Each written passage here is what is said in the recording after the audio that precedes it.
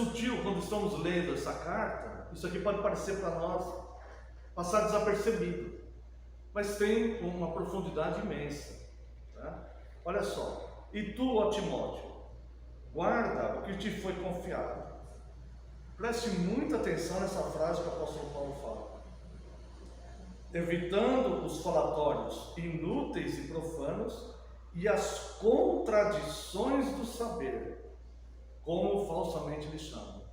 As contradições do saber. Olha só, eu fazendo uma pesquisa uma vez, eu estava vendo Jerônimo, ele traduziu, numa época em que a Igreja Católica Romana ela ainda não havia se desviado tanto, a Igreja ainda se mantinha uma certa pureza, né? Ainda não havia, já estava se desviando, mas não havia se desviado tanto. Eu não me recordo qual Papa agora, ele pediu a Jerônimo que traduzisse. Jerônimo era um cristão de fato, né? Tinha frutos de conversão, apresentava frutos. Nós não sabemos quem são convertidos e quem não são, né? Mas ele apresentava frutos de conversão, pela história dele. E ele era um homem erudito, ele tinha um conhecimento muito grande dos idiomas originais da Bíblia.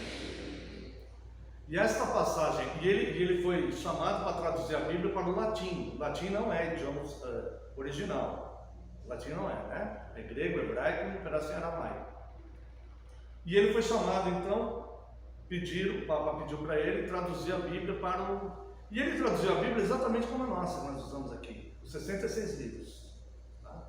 Sem acréscimos, sem os acréscimos ao livro de Daniel, sem acréscimos ao livro de Esther. Ele foi profundamente fiel na sua tradução. E esta parte aqui, que Paulo fala, evitando as contradições do saber, ele traduziu como evitando as vozes da vaidade. Essas contradições do saber aqui, ele chamou de vozes da vaidade. Isso aqui é muito importante a gente pensar sobre isso, porque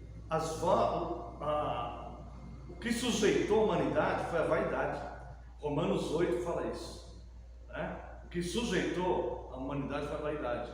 Então, quando os homens eles fogem da palavra de Deus, e mesmo que inconscientemente eles estão impondo seus pensamentos como doutrinas, como regras de fé, isso são vozes da vaidade.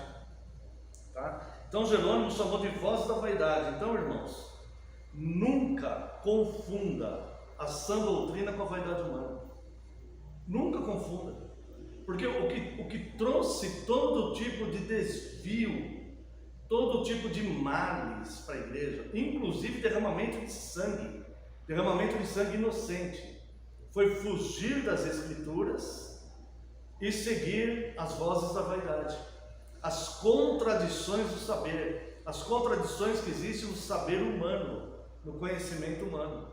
Então a igreja ela tem um dono, a cabeça da igreja é Cristo, e Cristo é e opera no Evangelho, como nós falamos, né? Então nunca confunda a sã doutrina com a vaidade humana, com as contradições das vozes humanas, com as contradições do saber humano. A nossa obrigação é entender contextualmente cada passagem. E aqui eu quero dizer que o apóstolo Paulo ele fala assim: todo que almeja episcopado, excelente obra almeja.